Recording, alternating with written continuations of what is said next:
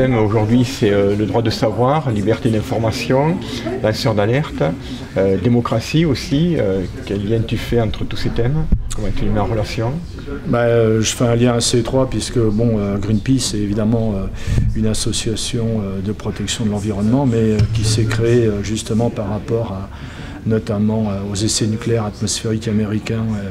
et qui représentait quand même un danger majeur pour toute l'humanité. Et on peut penser qu'évidemment, compte tenu de la façon dont le gouvernement américain de l'époque, je pense que ça n'a pas trop changé avec le gouvernement américain actuel, mais entendait évidemment protéger les citoyens de toute pensée critique par rapport à l'utilisation de l'arme nucléaire. Je crois que c'est effectivement l'acte fondateur de Greenpeace. En France, ce que j'ai dit tout à l'heure, c'est évidemment par rapport toujours à ce même thème du nucléaire, qui n'est pas uniquement le thème qui est popularisé par Greenpeace, mais sur ce thème du nucléaire, on a eu quand même l'attentat que l'État français a commandé contre Greenpeace et son bateau le Rainbow Warrior, qui a amené quand même la mort d'un militant qui s'appelait Fernando Pereira. Donc je dirais qu'effectivement, cette idée qu'il y a des sujets qui ne sont pas accessibles, je dirais, au droit à l'information, tout ça parce qu'il y a une raison d'État supérieure qui aurait décidé que ça devait être confidentiel, eh bien ça nous est évidemment complètement inacceptable, je dirais, sur le fond. Après, il est clair que à la fois l'accès à l'information, c'est un droit, à mon sens, essentiel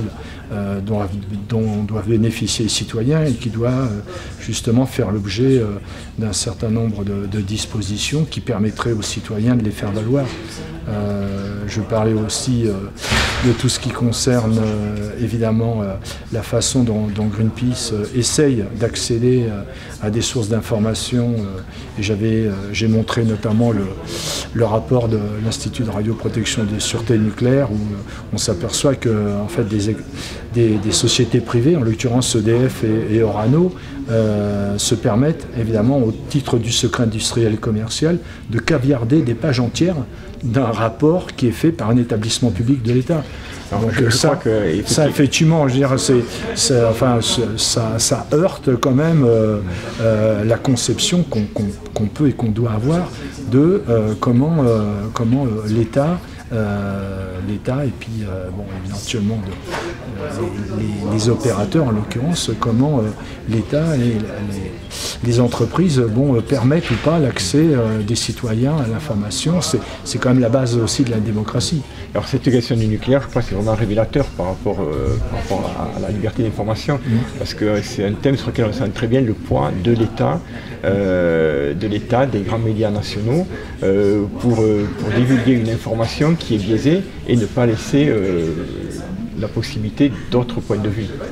Oui, clairement. Alors après, on a aussi d'autres sujets sur lesquels, par exemple, on a aussi toute une campagne qu'on a menée sur justement la culture des OGM en Europe, où là aussi, on voit avec des gens avec lesquels Greenpeace a travaillé, c'est-à-dire les faucheurs d'OGM, on voit comment l'État, et puis au niveau européen, évidemment, a réduit de manière complètement drastique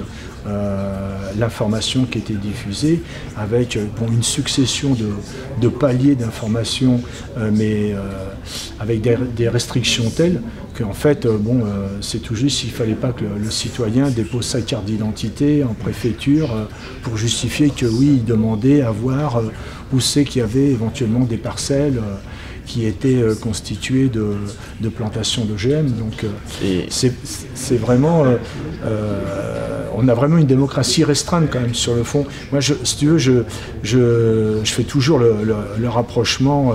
entre le fait d'avoir coupé la tête au roi en 1792, comme tu sais, puis maintenant, on a quand même une forme de monarchie quand même républicaine, parce que même si on peut encore dire quand même qu'on est en démocratie, mais on voit bien toutes les lois qui ont été prises depuis plusieurs années et qui restreignent quand même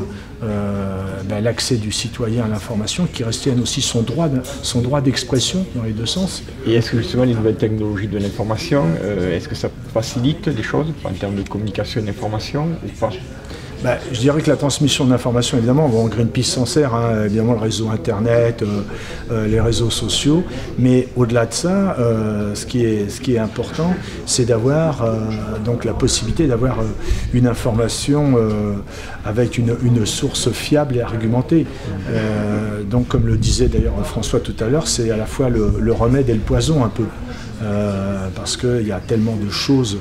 qui circulent sur ces réseaux sociaux et qui en fait relèvent plutôt de la pulsion ou de l'émotionnel que évidemment qu'il